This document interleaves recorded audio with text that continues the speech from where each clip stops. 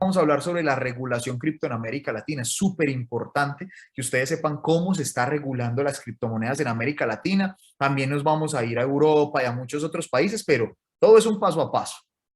Él se llama Cristian Salazar, es abogado y es columnista de Quantium. Me siento siempre orgulloso de tenerlo acá. Es mi mejor amigo, es mi hermano, el esposo de Luisa Peña, nuestra gerente en Quantium, y la persona que nos está ayudando y aportando información de valor desde todo el tema de legal y el tema tributario y demás en relación al blockchain, con noticias y demás, y nos está actualizando constantemente. Y hoy nos va a compartir una capacitación maravillosa en todo lo que es la regulación en América Latina.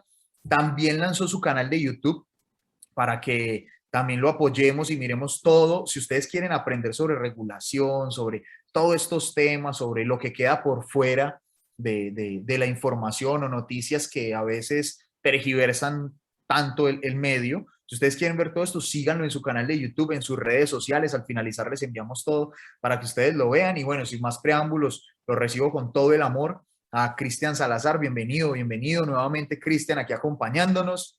Un abrazo, mi hermano querido, sabe que lo quiero mucho, la sala es suya, mi hermano, a recibir información de valor. Muchísimas gracias, Sebas. De verdad que para mí nuevamente es un honor estar aquí contigo y con toda tu maravillosa comunidad. Realmente es un momento muy especial porque pues vamos a hablar y vamos a combinar un poco lo que es la psicología del trading, que es muy, muy importante, pero también vamos a complementarla un poco con un análisis fundamental y un análisis más que fundamental conceptual.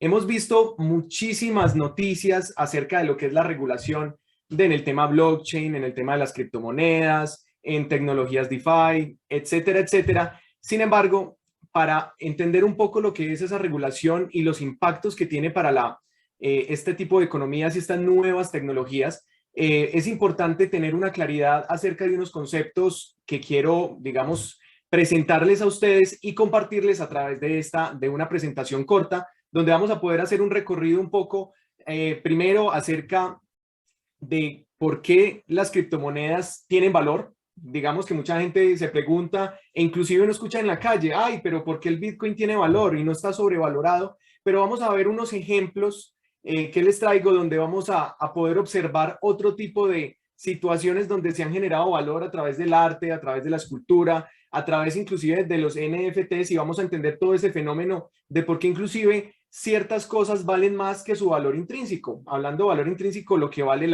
lo que es la tela, por ejemplo, en una camisa, lo que es la tela, lo que son los botones, pero si comparamos una camisa de la que vemos en cualquier mercado sencillo y luego comparamos con una camisa Gucci, puede tener el mismo material inclusive, sin embargo, una camisa Gucci puede valer 10 o 15 veces el valor de una camisa sencilla. Eso vamos a verlo en por qué tienen valor esas propiedades intangibles, ¿sí? Entonces voy a compartirles un poco primero esta presentación para que entendamos qué es lo que se regula, cómo se regula y para qué se regula. Eso siempre lo deben tener en la mente. Este tipo de tecnologías son muy nuevas, por eso cuando los países no conocen lo que es el concepto de lo que es una criptomoneda, lo que es una divisa, lo que es una CBDC, que son monedas de banco central pero digitales, entonces los bancos tienden a confundir un poco ese tipo de circunstancias y también los reguladores también las tienden a confundir. Entonces, para que todos nosotros cuando leamos una noticia de qué quiere decir cuando van a regular una CBDC, si es positivo o no, o cuando van a declarar una moneda como el Bitcoin, como moneda de curso legal, como lo hicieron en El Salvador, pues todos podamos tener claridad y decir, bueno, si es moneda de curso legal, entonces esto tiene ciertas características diferentes a las que tendría si es simplemente un activo intangible o un bien intangible o un activo virtual como en otros países se ha regulado. Así que, sin más preámbulos, vamos a empezar con la presentación. Voy a compartirles pantalla.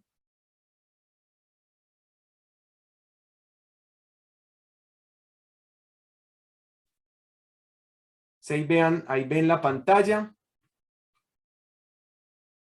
Entonces vamos a empezar por qué los criptoactivos tienen valor.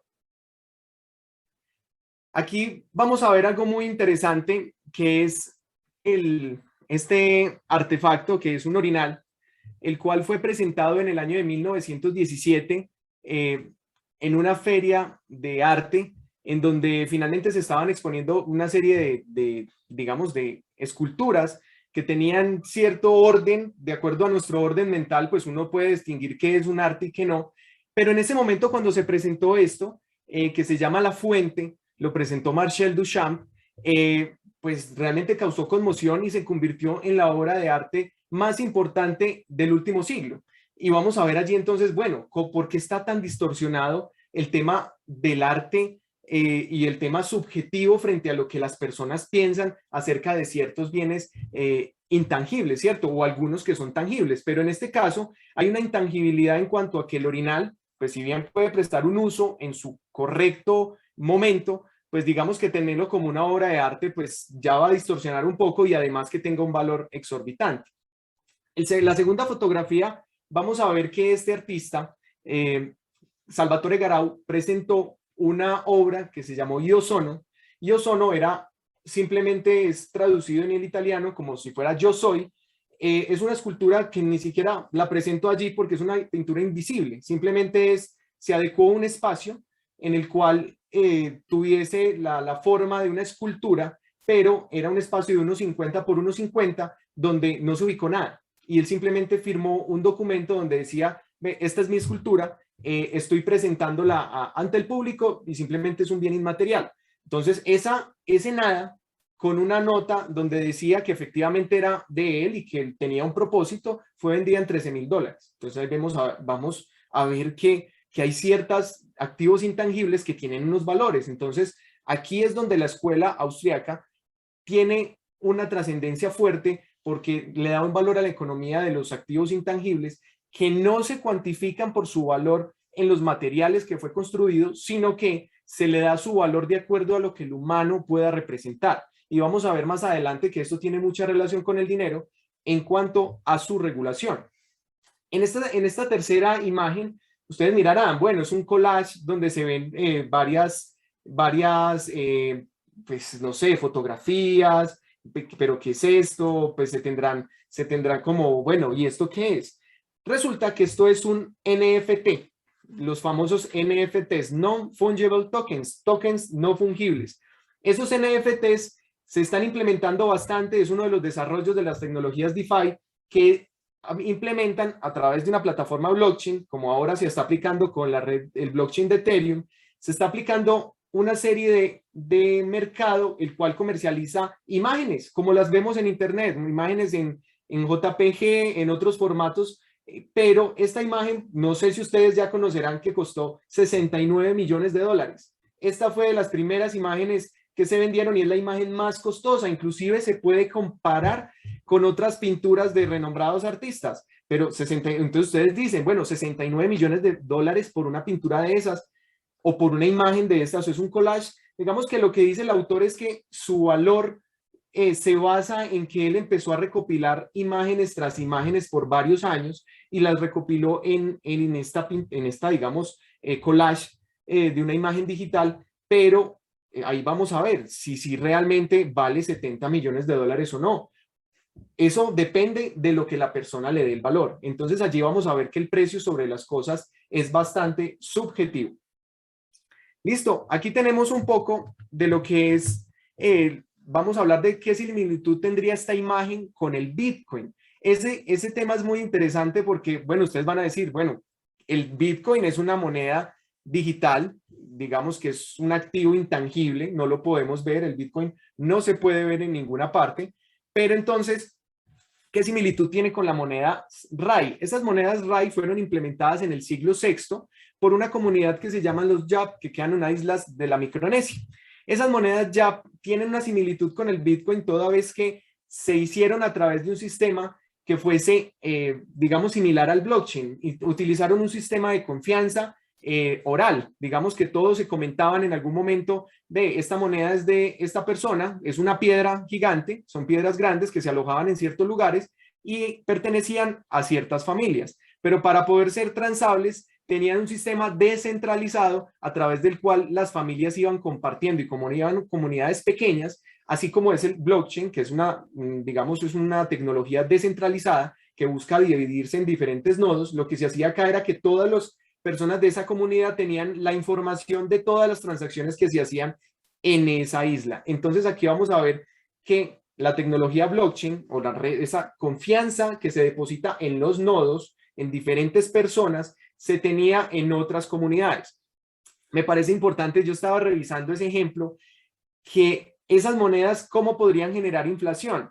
Entonces se habla de que en el siglo XIX fue una persona de nombre David O'Keel, el cual cuando llegó a esa isla les ofreció a los habitantes herramientas de trabajo para que ellos le dieran pulpa de coco.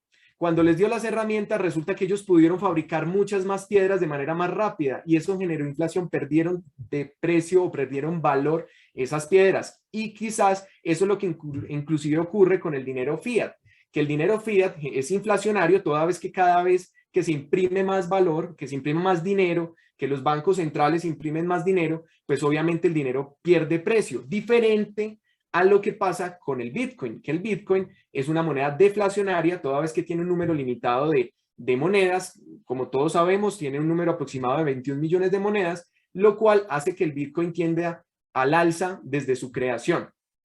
Entonces, allí es donde nos preguntamos, bueno, estas monedas, ¿cuál es el desarrollo y la evolución que ha tenido este dinero? Entonces vamos a poder observar cuál es la evolución del dinero en general. Entonces vemos que inicialmente las personas buscaban formas de transarse, buscar formas de adquirir servicios o productos a través de diferentes formas de dinero. Esta gráfica y digamos que esta forma de evolución del dinero lo explica muy bien Sebastián en el curso de blockchain, en el cual pues se habla de toda la evolución del dinero y de lo que llegó a ser el blockchain, pero aquí la vamos a hablar de manera somera para poder llegar al punto importante que es la regulación. Pero me parece importante tocar esto toda vez que de acuerdo al concepto que tengamos de lo que es el dinero y la moneda, vamos a poder saber si una regulación en un país está bien dada o no está bien dada. Entonces empecemos rápidamente. Empezamos a ver que la columna, en la fila de arriba, vemos que el dinero, la representación del dinero es eminentemente física. Entonces vamos a ver cómo el arroz, la sal, el hierro, el oro,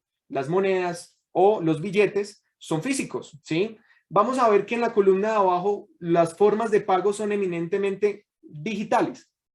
Entonces, tenemos pagos con PayPal, con tarjeta de crédito, bonos, digamos tarjetas regalos, dinero digital que emiten los bancos, inclusive los que manejamos nosotros a través de tarjetas de crédito, a través de diferentes operaciones que realizan los bancos, inclusive creando nuevo dinero, porque pues aunque muchos nosotros tengamos la concepción de que solamente los bancos centrales crean el dinero, vamos a ver que los bancos también lo crean de una manera indirecta, es decir, cuando los bancos prestan a una persona a intereses y le transfiere el dinero, digamos que esos intereses se van generando como un nuevo dinero.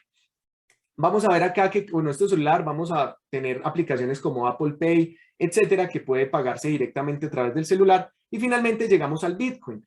¿Qué quiero resaltar acá? Que esta era que estamos, vamos avanzando de una manera significativa a un cambio de dinero físico a un cambio del dinero digital. Con esta pandemia se ha acelerado esa tendencia. Inclusive ya digamos que el dinero fiat, el dinero en efectivo o las monedas se han visto mucho la rebaja en su uso para el pago de servicios, para el pago de bienes, para el pago de facturas. Ya todos vemos que las sucursales de los bancos inclusive han cerrado muchísimas. En algunos países desarrollados, digamos en Australia o en Europa, las sucursales de los bancos realmente se utilizan para atender la gente para unos servicios puntuales, pero no para las largas filas que estamos acostumbrados en algunos países de Latinoamérica, donde todavía se utiliza, digamos, el pago a través de la caja y no el pago a través de las aplicaciones móviles. Entonces, pero esa tendencia cada vez va evolucionando hacia la aplicación del dinero digital. Aquí vamos a ver una frase de Hyman Minsky, que es un economista pues, reconocido, profesor de universidades de Estados Unidos, donde dice: cualquier persona puede crear dinero. El problema reside en conseguir que sea aceptado. Esa parte es muy importante, toda vez que muchas personas les van a decir a ustedes, venga, y es que el Bitcoin, ¿a qué se debe el valor del Bitcoin? ¿Por qué el Bitcoin tiene valor? Entonces aquí vamos a ver unos ejemplos y vimos unos ejemplos de unos artefactos que uno pensaría en cierta medida, venga, eso realmente pues un valor, un orinal, un NFT, 70 millones de dólares, por Dios, no le cabe uno en la cabeza. Sin embargo, cuando las personas, un grupo significativo de personas como empezó con Bitcoin, empiezan a generar confianza en la tecnología, en que es una moneda deflacionaria, en que el blockchain permite que las transacciones sean inmutables, sean seguras, se prevenga el doble gasto, pues obviamente las personas les va a generar confianza operar con ese tipo de criptomonedas. Igualmente, casi que la tendencia del Bitcoin se ha vuelto una filosofía cypherpunk, con la cual se originó, que es que el dinero sea descentralizado, que no tenga ningún control por los bancos centrales. Entonces allí es donde vamos viendo que el Bitcoin cada vez ha cogido valor y su impacto se ha generado de una manera exponencial. Yo decía en la anterior charla que vemos que de marzo de 2020 a marzo de 2021 las criptomonedas crecieron alrededor de un 800%, mientras que el dólar en ese mismo lapso creció solamente un 70%. Entonces vamos a ver allí que las monedas, las criptomonedas están creciendo a tal medida que hoy bancos como JP Morgan, familias como la Rothschild están pensando en invertir en criptomonedas. Entonces allí vemos que estamos en un mercado y todos los que estamos volcados estamos en un cambio generacional muy importante, toda vez que estamos siendo testigos de la cuarta revolución industrial, donde ya se pasa del Internet del conocimiento, del Internet de la información, al Internet del valor, donde realmente le estamos dando un valor y se aprovecha toda la tecnología a través de tecnologías como el blockchain, las tecnologías DeFi, etcétera, todo lo que permite hacer ese ecosistema, el yield farming, etcétera, para generar dinero. Entonces vamos a ver allí que estamos en un mercado muy, muy interesante. Aquí un glosario, vamos a ver un glosario rápidamente. Vamos a ver que estamos hablando de los bienes. Un bien es una propiedad que puede ser atribuible a cualquier persona o un grupo de personas. Eso es un bien, un auto, una acción, una propiedad, etcétera. Eso se cataloga como bien o en inglés se le llama asset. Vamos a ver que el dinero igualmente es una representación de un activo con el cual yo puedo pagar o intercambiar bienes, comprar productos, comprar servicios. Ya vamos a ver que la divisa tiene un concepto mucho más preciso, el cual habla sobre las monedas creadas por bancos centrales o reconocidas por el propio Estado. ¿Cuál es la importancia de esas divisas? Digamos, ¿qué es lo que les da la confianza? No es que estén respaldadas en oro, como lo vamos a ver ahorita, o que estén respaldadas con algún commodity, como lo estaban antes de 1971. Digamos que esas divisas, ¿cuál es la confianza que les brinda? Son dinero que es creado por los bancos centrales y que es avalado por la ley. Es decir, la ley en un país determinado dice el Banco Central de X país, por ejemplo en Colombia o en Argentina o en México o en cualquier país hay un banco central que se encarga de crear la moneda y está autorizado para crearla, imprimir billetes, simplemente o prestarle a los bancos, sea de manera digital o sea de manera física. Esa divisa puede ser el dólar, puede ser el peso, puede ser el euro, etcétera. Son monedas que son centralizadas. Eso es lo más importante que tengan en cuenta. Esa es la importancia con la diferencia que tienen con las CBDCs. Las CBDCs, que son las Central Bank Digital Currency, son monedas que a pesar de que las venden como digitales, su diferencia con el Bitcoin es abismal, toda vez que las CBDCs siguen siendo centralizadas, mientras que el Bitcoin es descentralizado. Listo. A través de, digamos, opera de diferentes nodos y la confianza la deposita en todo el ecosistema digital. Moneda de banco central es lo que les vengo diciendo, son las monedas que crean los bancos, como las divisas. Dinero digital. El dinero digital puede ser inclusive estar dentro de la categoría las monedas como el Bitcoin, las criptomonedas, Cardano, Ethereum, bueno, Ether, etcétera. Y también pueden estar las monedas del dinero digital como el que nosotros reconocemos y pagamos con nuestra tarjeta de crédito, con nuestra tarjeta de débito, que simplemente hacemos una transferencia digital. Vamos a hablar entonces un poco de criptografía. Simplemente es un arte o un mecanismo, una técnica a través del cual se cifran comunicaciones que van de un punto A a un punto B, pero con la idea de que las personas que están en la intermedio no puedan detectar qué dice el mensaje. Esa criptografía, digamos que tuvo mucho impacto en la Segunda Guerra Mundial, donde se hicieron grandes desarrollos para tratar de cifrar esos mensajes y nosotros pudimos ver alguna de las películas de la película de Alan Turing, Código Enigma, donde él diseñó un mecanismo, un artefacto, y allí inclusive se dieron los inicios de lo que es la inteligencia artificial hoy, cómo hacer que las máquinas, a través del machine learning, poder que esas máquinas puedan descifrar y puedan aprender por sí solas. Esa tecnología empezó a aplicarse desde ese momento tratando de averiguar mensajes cifrados de los nazis en esa época. Vamos a hablar de las criptomonedas. Las criptomonedas pues tienen su origen principalmente con el Bitcoin. Si bien había dinero digital anteriormente y que en el white paper Satoshi Nakamoto habla de ese dinero digital y habla de que hubo varios intentos para crear dinero digital, realmente las criptomonedas comienzan de manera fuerte cuando se crea la tecnología blockchain, y eso es a partir del 31 de octubre de 2009, donde Satoshi Nakamoto saca el white paper. Pues no sabemos inclusive quién es Satoshi, no sabemos si es una persona, un grupo de personas. Bajo ese seudónimo se crea Bitcoin y a raíz de eso se empieza a desarrollar la tecnología blockchain. Y fue hasta el 2017 donde Vitalik Buterin miró que esa tecnología blockchain tenía otra serie de servicios como las tecnologías DeFi, como los exchanges descentralizados, etcétera, etcétera. Pudo observar que allí se podían hacer muchísimas más cosas y ahora inclusive esa tecnología la están aprovechando para otra serie de cuestiones que son más importantes en cuanto a temas legales. Bueno, se están implementando a través de los tokens que se puedan representar una propiedad. Por ejemplo, tenemos un ecosistema de propiedades inmuebles, tenemos nuestra casa, no sé, por ejemplo, don Ramón, que lo veo aquí en pantalla, tiene su casa y él la puede representar en un token, el cual se puede transar de una manera inmutable, es decir, va a vender su casa, que es un token, lo representas en la casa y simplemente la vende. Eso evita la mayoría de los trámites que tenemos en nuestros países, donde tenemos que tener la buena fe de un notario, la fe pública que se conoce, un notario, a través del cual nos tiene que dar una escritura pública y luego llevarlo a un certificado, una oficina de instrumentos públicos. Entonces, eso evita una serie de trámites legales, los cuales cada vez han ido disminuyendo y quizás han servido para que los abogados y entre otras profesiones se encarguen de temas mucho más creativos y evitando los temas, digamos, más operativos, más automáticos. Entonces, dejarle algunas cosas a lo que es la tecnología y otras cosas a lo que realmente importa que nos dediquemos.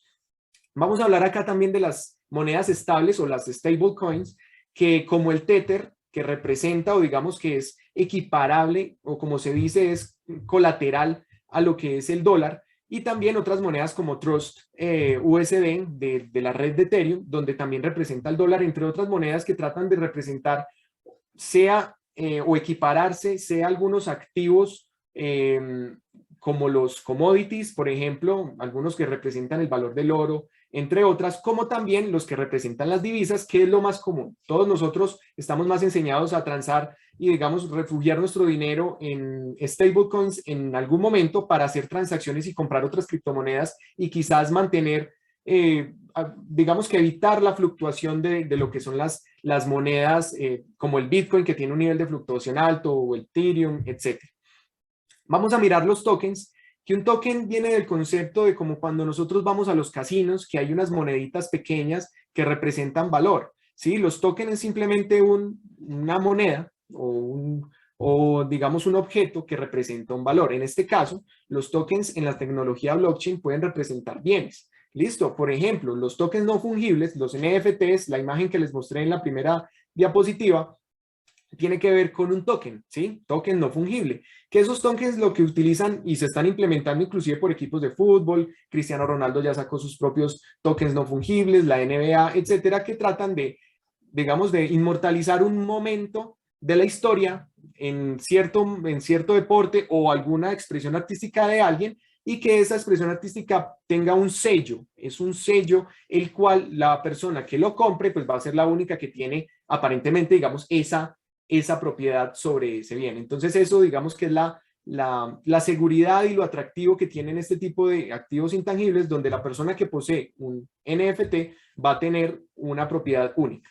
Listo, vamos a hablar entonces un poco de las DLT, que son Distributed Ledger Technology, que quiere decir que son tecnologías descentralizadas del libro mayor. Eso son, digamos que es la parte genérica de lo que es la tecnología de libro descentralizado, que permiten digitalizar por un lado y como también descentralizar información a través de un libro contable. Eso lo opera también el blockchain, pero las tecnologías DLT, si ustedes ven DLT es como el género y el blockchain es una de las especies de lo que se puede hacer con eso. Que en este caso, digamos que el blockchain por su seguridad, porque tiene una red de una serie de bloques que se sellan a través de un hash, digamos que eso ha permitido que el blockchain haya tenido mayor relevancia, pero realmente el blockchain viene de un género especial que son las DLTs.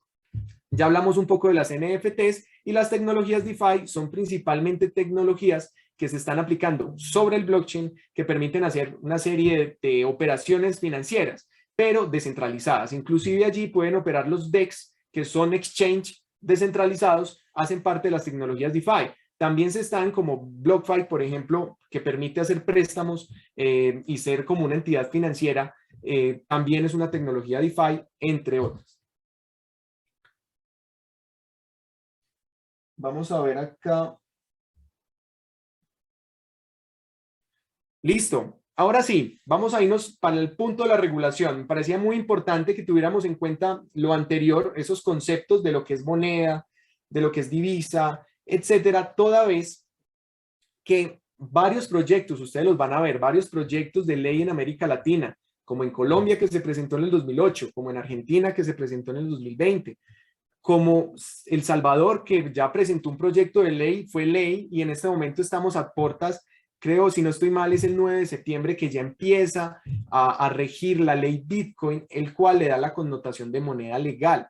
Ese connotación de moneda legal es muy diferente a darle una connotación de activo digital como o activo virtual, etcétera, o activos intangibles. Es muy diferente. Digamos que ya se tendría, si se le da la connotación de moneda legal, ya se tendría casi que como dinero real, como divisa, es decir, que tiene que ser obligatorio para todas las personas, todos los comercios, hasta para el mismo Estado, poder permitir las transacciones, que puedan pagarle y también poder pagar a través de el Bitcoin, en ese caso en El Salvador. Eso genera una serie de cuestiones, pero me parece a mí que el plan piloto en cuanto al tema regulatorio, pues se abrió un escenario donde era nuevo, donde el tema es muy novedoso y donde todos nosotros podemos empezar a contribuir para eso.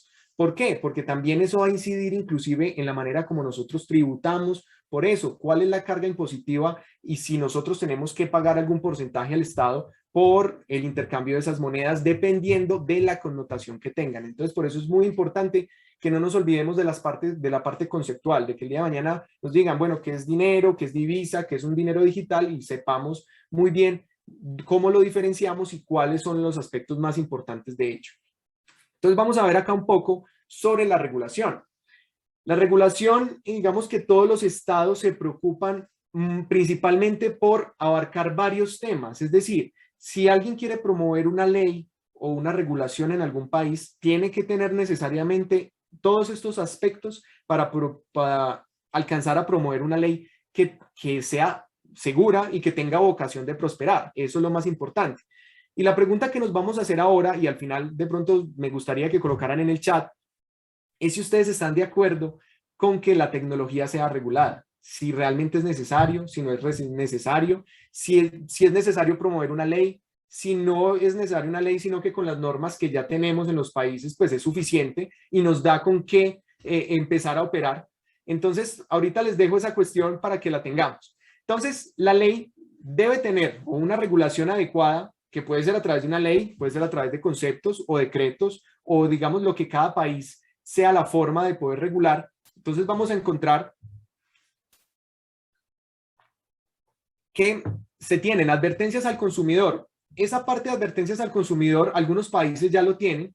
Digamos que lo que hacen es simplemente tratar de advertirle al usuario que las criptoactivos no son monedas de curso legal, que las operaciones realizadas no son reversibles después de ejecutadas. Eso es muy importante que lo tengamos en cuenta. ¿Por qué? Porque el día de mañana que nosotros hagamos una operación, yo le voy a enviar, por ejemplo, a Fernando Zambrenil, le voy a enviar un dinero, él me dice, envíeme un BTC, y yo le digo, listo, y me equivoqué y le envié 2.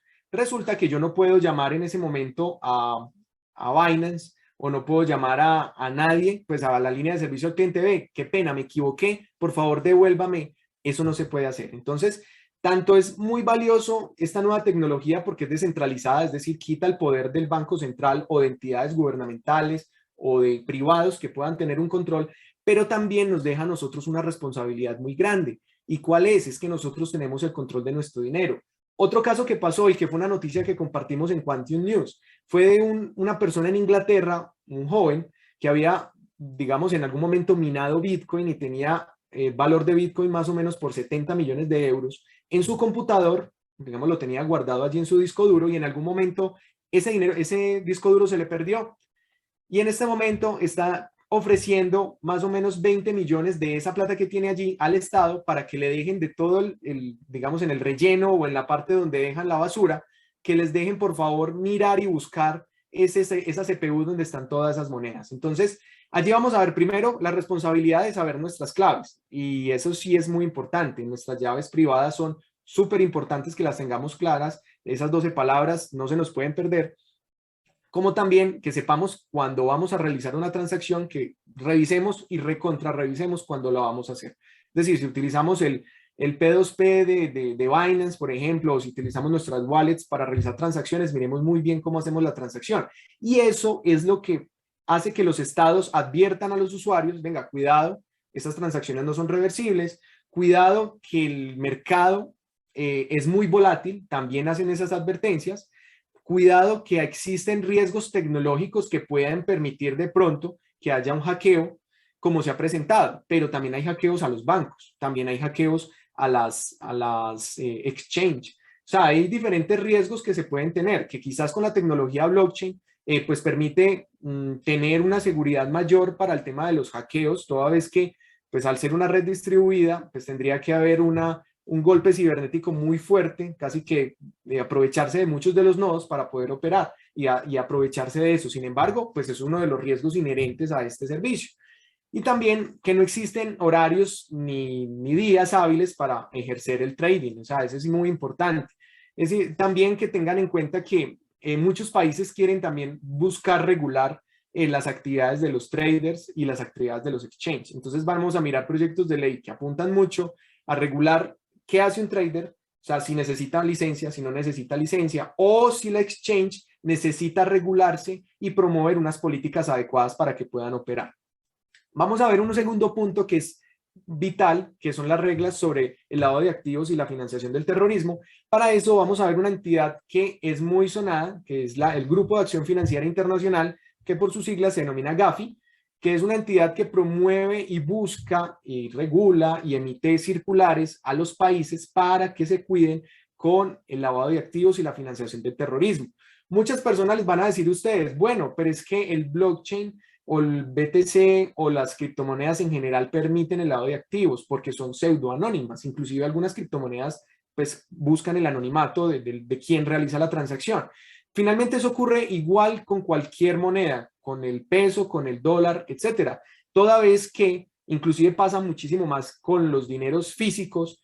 Cuando nosotros vemos a alguien con una maleta grande y que le pasan como en las películas a otro una maleta, pues vamos a ver que no se preguntaron quién era, para quién era, simplemente, y eso no queda registrado en ninguna parte. Por lo menos el blockchain sí permite hacer una trazabilidad porque, como ustedes saben, es un libro público de transacciones, de contabilidad que registra todas las transacciones, inclusive así sea un código alfanumérico, esa llave pública se puede rastrear en algún momento y se puede buscar operaciones que digamos que salten a la vista porque sean irregulares, porque se mueven montos de una manera u otra que no están adecuados. Entonces inclusive el blockchain va a permitir tener un mayor grado de seguridad y eso ha estado demostrado inclusive por las entidades que hacen ciberseguridad en el mundo. El tratamiento tributario es un tercer aspecto fundamental. Los estados, se los digo, no saben qué hacer con el tema tributario. ¿Por qué? Porque finalmente las exchange es muy difícil por el tema de que son pseudoanónimas los perfiles, es muy difícil reportar esa información. Sin embargo, pues ustedes, los que hacen trading en Binance, que Binance es digamos, la exchange más importante del mundo por su capitalización en el mercado, ven que ellos piden algo que se llama el KYC o el Know Your Customer, que es el conoce tu cliente. Eso sirve para que las personas, digamos, que puedan tener una identidad. Inclusive para nosotros en cierta medida es más claro cuando hacemos el negocio o el mercado del peer-to-peer, donde podamos conocer un poco y tener cierta forma de ubicar a la persona a la cual nos vendió unos monedas o le vendimos, y cuando se muevan montos muy altos, entonces van a poder tener un control. En el conversatorio pasado hablamos un poco de Binance, acerca de las regulaciones que le estaban imponiendo, y básicamente estos puntos son los que están tratando de cuestionarle al exchange, o tratando de que ella se regule. No porque hayan sido puntos antiguos, sino porque como es una nueva tecnología, pues los estados promueven hoy una ley y buscan que todos los que estén bajo ese ecosistema pues se adecúen a esa ley nueva. Listo, entonces vamos a ver acá registro o licencias de intervención. Esas licencias son las que les digo que pueden pedir algunos estados en el momento en que quieran regular ciertas actividades. Un ejemplo, en Colombia, a través de la ley, del proyecto de ley 028 de 2018, se trató de solicitar, digamos que pretendían solicitar a los exchanges unas licencias para operar, inclusive para los traders, es decir, para que un trader pudiese, como ustedes lo hacen muy bien, digamos muy juiciosos, con todo el conocimiento de la psicología del trading, un análisis técnico y un análisis fundamental que se puede hacer por su propia cuenta. Ellos quizás trataron de equiparar eso con el trading que se hace con otro tipo de acciones, por ejemplo, donde sí se necesita un broker o un intermediario para intervenir en ese mercado. Entonces acá, donde quizás el mismo, digamos, la misma concepción de lo que se quiere con estas tecnologías descentralizadas es entregarle el poder a cada usuario de su dinero, donde nosotros inclusive podamos, comprendiendo los riesgos que se tienen, pues podamos hacer transacciones con él. Pues lo que buscan algunos estados, desconociendo la tecnología, es tratar de equiparar ese ecosistema con el que ya está instituido. Entonces allí es donde se presenta un grave error, en mi concepto, porque buscan tratar de mantener el status quo o como la zona de confort, donde tratan de que las exchanges se regulen igual que se regula digamos, una casa de valores como tal.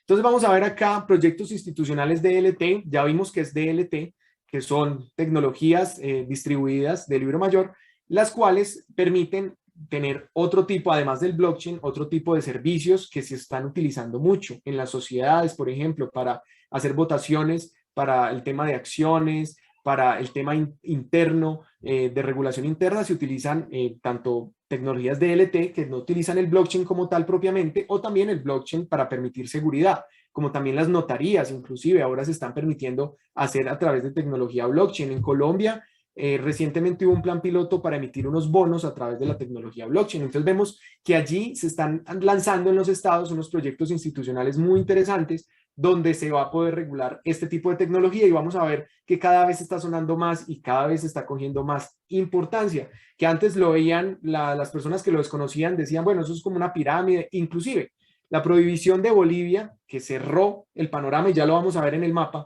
se basó precisamente en las pirámides que hubo allá hubo unas pirámides muy grandes. Entonces Bolivia, en el desconocimiento de la tecnología, dijeron, aquí no vamos a permitir las transacciones con criptomonedas. Que eso, digamos, haya podido ser efectivo o no, pues más bien poco, porque todavía se sigue transando a través de los medios digitales. Las personas buscan la manera de seguir operando con este tipo de criptoactivos. Y el tratamiento regulatorio. Sobre el tratamiento regulatorio que le dan los países, vamos a ver que unos países le dan el tratamiento, como se los decía ahora, como activos intangibles, como es en Colombia, activos virtuales, como es en México o como es en Argentina, que también le están dando una connotación como activos intangibles, o como se lo dan en El Salvador como moneda de curso legal, que fue el primer país en regularla como moneda de curso legal. Sin embargo, Singapur, por ejemplo, tiene un tratamiento y una regulación muy fuerte en cuanto a los criptoactivos. Inclusive ya hoy estaba viendo la noticia donde el primer exchange ya se encuentra, que es un exchange australiano desde 2013 que fue constituido. En este momento ya es legal operar con criptomonedas a través de ese exchange en Singapur. En este momento hay otras 150 solicitudes que se están adelantando para operar con ello. Entonces todo esto es muy importante para lo que viene y lo que vamos a empezar a ver. El día de hoy vamos a comenzar a ver un poco de algunos países que están en este mapa. En este mapa vamos a ver diferentes connotaciones que son muy importantes. Entonces vamos a ver que el Estado legal y dependiendo de los colores vamos a ver si es moneda de curso legal, si es permisivo, es legal para usar el BTC, si es contencioso, es decir, si le aplican algunas restricciones legales, si tiene una interpretación de leyes antiguas, es decir, adecua la normatividad que tienen para o permitir la operación de las exchanges y de los traders y permitir el intercambio inclusive del mercado spot. Algunas, como en Estados Unidos, se centran en la regulación inclusive de los ICOs, que son las Initial Coin Offering, que es cuando una moneda va a salir nueva, pues empiezan a ofrecer unas monedas iniciales y digamos una capitalización inicial para operar. Entonces eso lo empiezan a regular. En Argentina, por ejemplo, los dos proyectos de ley que se presentaron en el 2020 trataron de regular esos intentos de monedas iniciales para apalancar un proyecto. Vamos a ver en otros como es interpretación, digamos, más hostil, prohibición total o parcial, y otros que no se tienen datos. Esta estadística fue bajada de Wikileaks, que es una aplicación, pues digamos, una plataforma importante donde se comparten diferentes noticias, digamos, secretas inclusive, y fue, digamos que de un reporte que también hizo Cointelegraph, que se los recomiendo muchísimo, que es un periódico muy importante, y también que se suscriban al canal de Telegram, en el cual compartimos noticias todos los días acerca de este tema de regulaciones. Entonces, ustedes con un fundamental, como decir que en algún país lo van a promover como moneda legal cierta moneda, ese análisis fundamental inclusive puede hacer que el precio suba. Ciertas noticias prohibitivas pueden hacer que el precio baje. Entonces, los que quieren ganar tanto cuando sube como cuando baje, por ejemplo, yo quiero hacer una operación el día de hoy, pero yo vi que voy a comprar Cardano, por ejemplo, y vi que Cardano lo van a permitir en cierto país porque van a avalar ciertas transacciones que se van a hacer con su blockchain, entonces puede que el precio suba, lo más seguro. Entonces eso nos va a permitir a nosotros hacer una inversión porque vamos a decir, bueno, el precio va a subir. Eso está basado en el análisis fundamental y también el análisis técnico, que es el que enseña Sebas muy bien a través del curso de Crypto Trading Pro, que es a través de las gráficas, donde vamos a mirar varias formas de invertir de acuerdo a los movimientos del mercado. Pero estos fundamentales son muy importantes porque inclusive noticias como declaraciones de Elon Musk hemos visto que hace que fluctúe el precio del Bitcoin como tal. Entonces aquí, de manera rápida, vamos a ver que en América Latina, pues el panorama generalmente es que las monedas no están prohibidas, a excepción de Bolivia, inclusive de pronto un poco Ecuador, pero Bolivia tiene una regulación mucho más estricta y quizás penalizable para las personas que realicen este tipo de transacciones. Pero vamos a ver que el panorama en general es alentador en cuanto a qué. En derecho, podemos decir que cuando algo no está prohibido es porque está permitido, ¿sí? Entonces, si no prohíben la operación con criptomonedas en un país de manera expresa, se entiende que está permitido, ¿sí? Esto es una nueva modalidad de efectuar transacciones, es una nueva economía que quizás está cogiendo mucho auge y está cogiendo mucha fuerza y por eso los estados y los bancos están buscando regularlas, están buscando intervenirlas, inclusive están buscando crear sus propias monedas porque saben que hacia allá va el mercado, la tendencia es hacia allá. Ya si me preguntan si las criptomonedas van a, digamos, censurar o van a acabar en algún momento el dinero digital de los estados, posiblemente haya una variable, hayan de las dos. Yo diría que las personas tenemos muchos intereses y mucha conciencia frente a lo que nos genera confianza. Entonces hay personas que son más buscando que el Estado les genere confianza y van a seguir seguramente con los bancos. Otras personas que buscan quizás operar de manera descentralizada y que cada vez ha tenido un mayor auge, pues están buscando alternativas como las criptomonedas, las cuales cada vez que están prestando mayores servicios. Y es un mercado además muy resiliente. Hemos visto que los impactos, por ejemplo en China, que hemos visto aquí China, que tiene una interpretación de leyes antiguas, pero el BTC no está prohibido directamente. Digamos que en esta interpretación ellos no prohíben, pero sí están haciendo una guerra fuertemente a las criptomonedas. ¿En cuanto a qué? En cuanto a la minería. Ustedes vieron que en algunas provincias hicieron y echaron a una serie de mineros, pero este mercado es muy bonito. ¿En qué sentido? Porque finalmente el argumento que ellos utilizaban era el alto consumo de energía del blockchain, y es cierto, pues el cual inclusive es mucho menor que el sistema bancario. Sin embargo, estos mineros fueron resilientes y se pasaron para algunos países, en Kazajistán, a Quebec, digamos, fueron a Estados Unidos y les brindaron alternativas para hacer esa minería de manera mucho más sostenible. Entonces, ¿eso qué quiere decir? Que ya noticias donde sacan a unos mineros en algún país porque es que están impactando el medio ambiente, ya no impactan tan fuerte en el precio como lo vimos. O sea, China tomó esa decisión, pero el Bitcoin tuvo, claro, bajó un poco, pero realmente no tuvo el impacto tan grande que esperaban otras personas con este tipo de medidas. Inclusive está creando mucha más fortaleza en este ecosistema y mucha más resiliencia como tal. Vamos a empezar a ver los países. Empezamos por Colombia. Me alegra mucho que estén tan atentos. Aquí los he seguido en la cámara y los he visto muy, muy atentos a estas regulaciones. El día de hoy escogimos 3 países para hablar un poco más profundo sobre lo que tienen en regulación y lo que se ha intentado regular.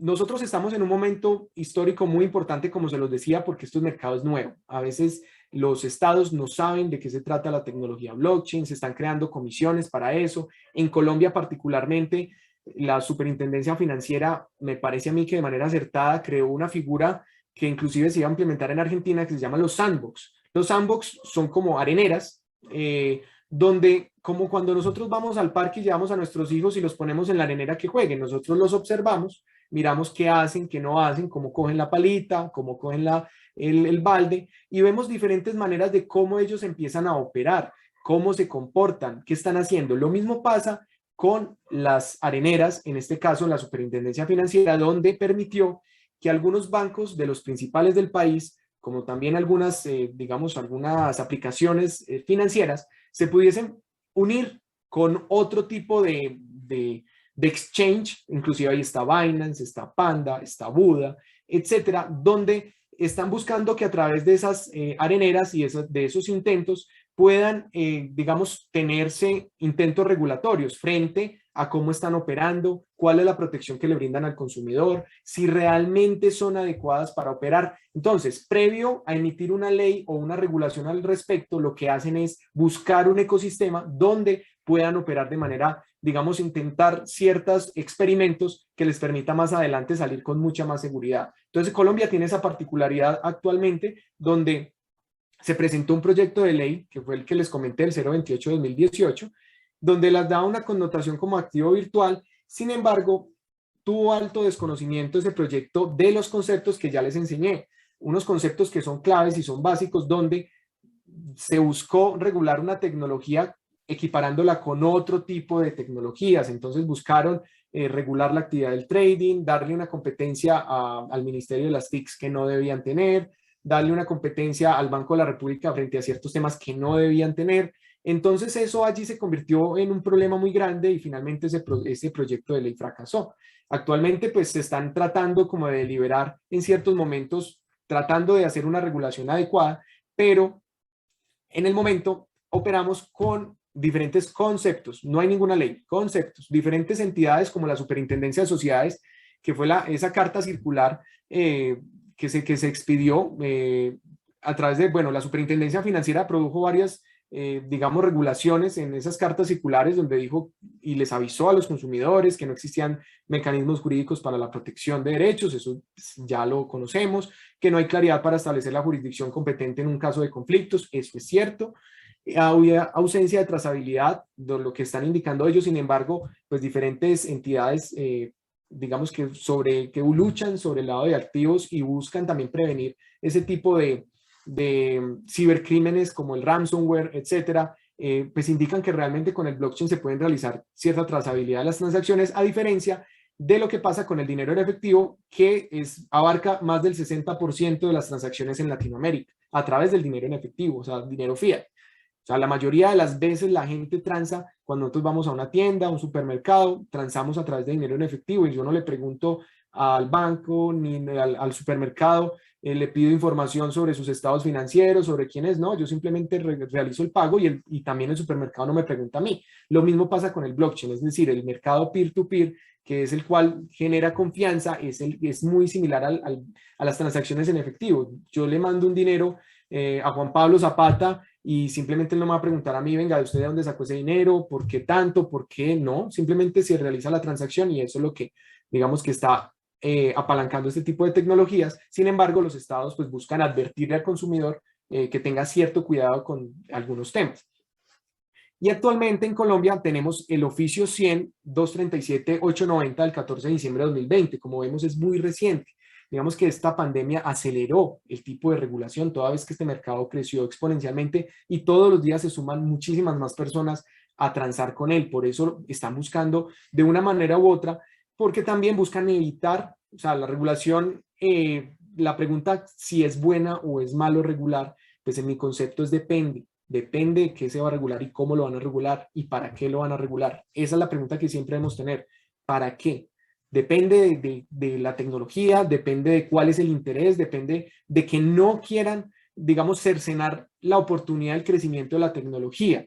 ¿Cuál es el error de los países cuando tratan de regular tecnología? Es crear normas demasiado cerradas, las cuales no permiten que las regulaciones crezcan, que la tecnología crezca. Entonces, es decir, si yo hoy regulo una tecnología, el día de mañana ya ha cambiado o ya ha evolucionado o ya ha creado nuevas aplicaciones. Entonces, ¿cuál es la solución? ¿Crear nuevas normas para ello? En mi concepto diría que no. En mi concepto deberían haber unas matrices, unos conceptos marco que pudiesen promover el crecimiento de la tecnología. En Colombia hay una ley que es la 527 de 1999 que reguló el comercio electrónico. Inclusive fue una norma que se trajo de la ONU, la cual pues promovía que se regulara el comercio electrónico. Es una norma muy general que inclusive es la norma que ha servido ahora para apalancar todo el tema de pruebas digitales en los procesos judiciales, ahora que se están abarcando de manera digital. Entonces vemos como normas que se planean bien, de una manera general, de una manera mucho más marco, pueden regular tecnologías inclusive a través de los años. O sea, no ha habido ningún problema con eso.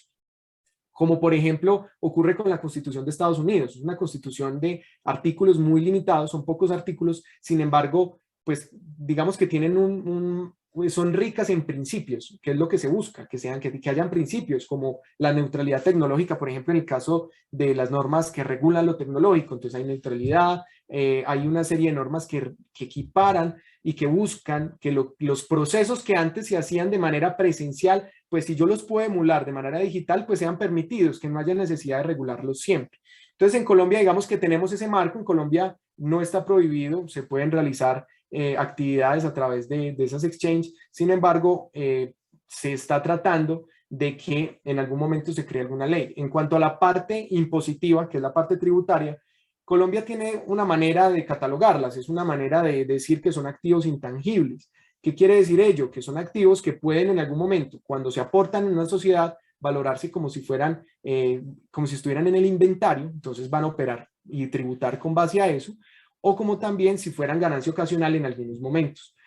¿Cuál es el tema? Que todavía no hay una tecnología o una regulación que permita saber cuáles son nuestras operaciones en las exchanges, siempre y cuando las transacciones se realicen allá. Ya cuando nosotros la pasamos a nuestras cuentas bancarias, ahí es donde ya la DIAN, que es la entidad, digamos, que se encarga de regular el tema impositivo de los tributos, de mirar si se están haciendo bien o no, si se está recaudando o se están evadiendo o eludiendo los impuestos. Entonces ellos ya van a decir, bueno, este dinero usted de dónde lo sacó. Entonces ya ahí es donde empiezan a regular todo ese tipo de cosas.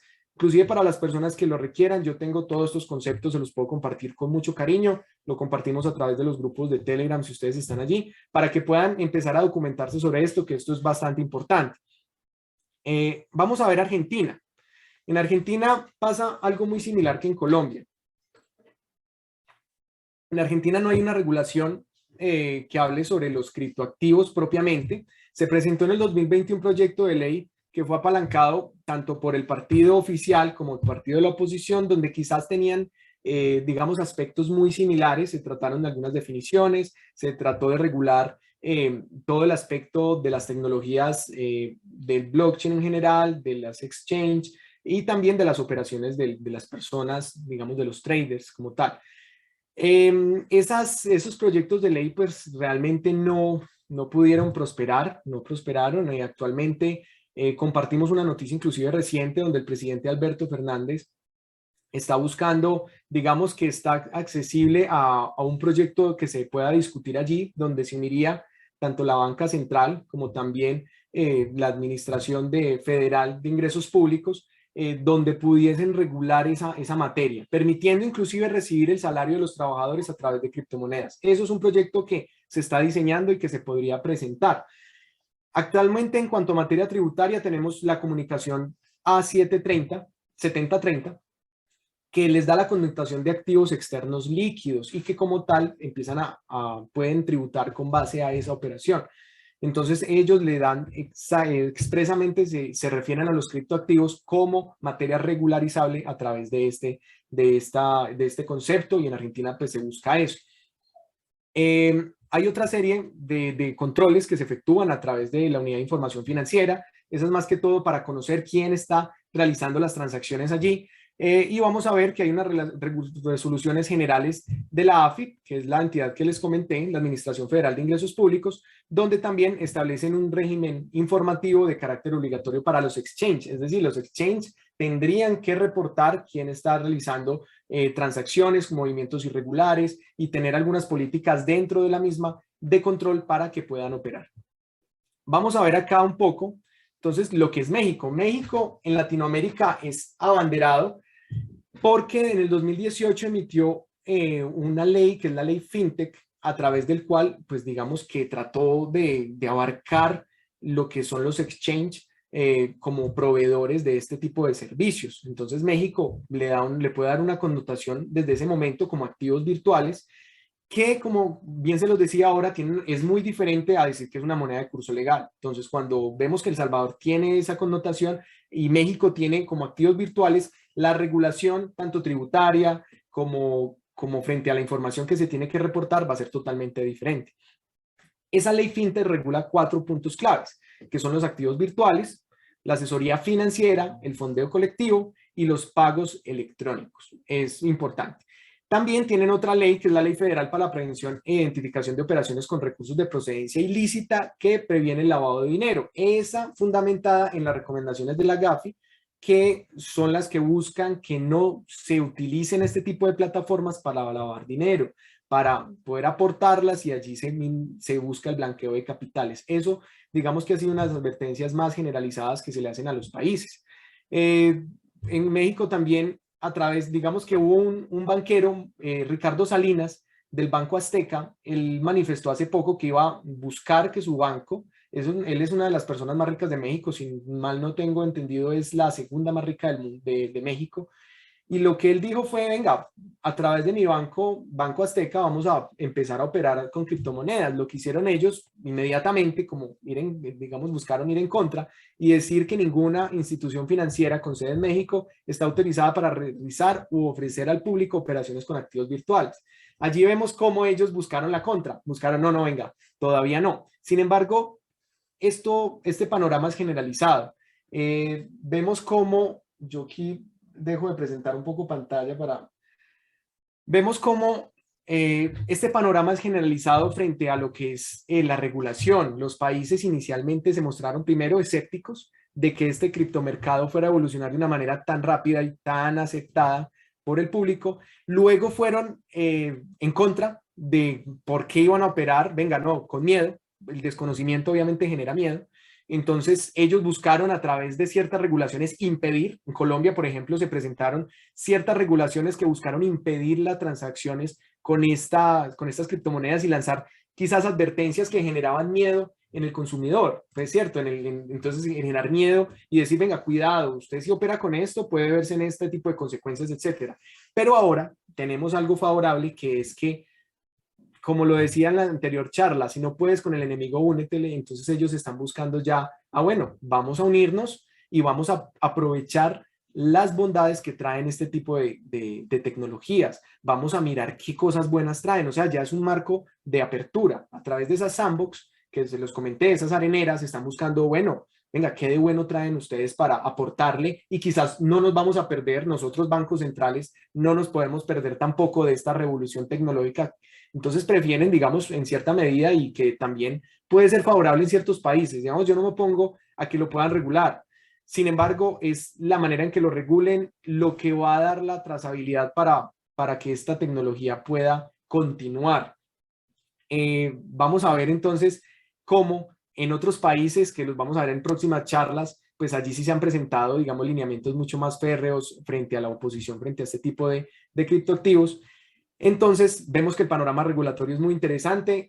Pues yo sé que pasamos de ver unas gráficas a ver unas leyes. Sé que se vuelve un poquito mucho más digamos, duro empezar a ver esto, pero los vi muy atentos. Sin embargo, traté de ser lo más, digamos, lo más sencillo posible la explicación, porque a mí tampoco me gusta mucho traerles información, demasiadas normas, demasiadas cosas, sino aterrizarla, porque esa es la idea. Digamos, nuestra principal función es traer esta información de una manera accesible para todos, que todos la podamos entender. Por ejemplo, Sebas tiene esa labor pedagógica muy importante de traer información sencilla que pueda ser digerible para todos. Entonces, en los próximos videos voy a traerles mucha más información sobre esto, noticias, temas que ustedes van a poder tener en cuenta en sus transacciones. Recuerdo que Cristian nos dijo que en tal país está de esta manera, entonces si viene una noticia, pues ya estar preparados para eso. Entonces, mi compromiso es con ustedes. Yo les agradezco inmensamente por toda la atención brindada. Estamos abiertos a responder las preguntas que ustedes requieran. Y un honor estar con ustedes esta noche, que ya está tarde, son las 8:41 y todos muy activos, así que muchísimas gracias y bendiciones para todos ustedes. Bueno, familia, muchas gracias, Cristian. Espectacular información, la verdad, como siempre, una belleza. Espero hayan aprendido mucho. Pues muchas personas se van saliendo de la sala y es porque pues aún no están preparados para escuchar mucha información, ¿no? Por ahí dicen que quien se queda hasta el final está dispuesto a luchar por sus resultados, venga lo que venga. Y de verdad que gracias por estar aquí, gracias por regalarnos este espacio, por darnos la oportunidad de brindarles a ustedes información de valor. Para nosotros es un honor. Vamos a seguir haciendo este tipo de entrenamientos en compañía de Cristian. Cristian es una persona especialista en todo el tema de Legal Tech y otros temas también tributarios y legales en cuanto a blockchain, esta tecnología. Y me parece a mí que hacemos una conjunción o un equipo fantástico en el sentido de que yo voy a hablar del trading, del blockchain, de las cripto y él va a hablar de todo lo que tiene que ver con la regulación y demás, que para ustedes va a ser algo espectacular, ya que van a tener absolutamente todo en un sistema integral y les va a permitir saber qué hacer y qué no hacer en este mundo cripto. Así que bueno, recuerden suscribirse a los canales, también sigan a Cristian en YouTube, en Instagram, en Facebook, ahorita en la tribu. Si no estás en la tribu, recuerda que aquí en la descripción del video te vamos a dejar el link para que accedas, debes acceder desde tu celular. También está nuestro Instagram, nuestro Facebook, las redes sociales de Quantum Tech, que es nuestra compañía. Y las personas interesadas en el curso Crypto Trading Pro, que quieran aprender, que quieran ser rentables realmente en este mercado, recuerden comunicarse con Luisa Peña. Ella les va a dejar ahorita el link. También en la descripción del video está el link de WhatsApp para que se comuniquen con ella y compren el curso. Es súper económico. Tenemos aún cupos, tenemos agenda para todo el año y todos los alumnos están felices haciendo dinero. Así que no te quedes atrás, no te quedes sin la oportunidad de ser un trader rentable. Gracias, familia, por haberse conectado esta noche. Una vez más, les envío bendiciones, muchos éxitos para este resto de semana. Ahí en el chat les dejan el link. De verdad, Cristian, gracias por esta información, lo valoro mucho. Y bueno, familia, nos vemos en la próxima. Vamos a irnos a la ronda de preguntas y respuestas. Muchísimas gracias, bendiciones, un abrazo a la distancia, cuídense mucho. Chao, chao.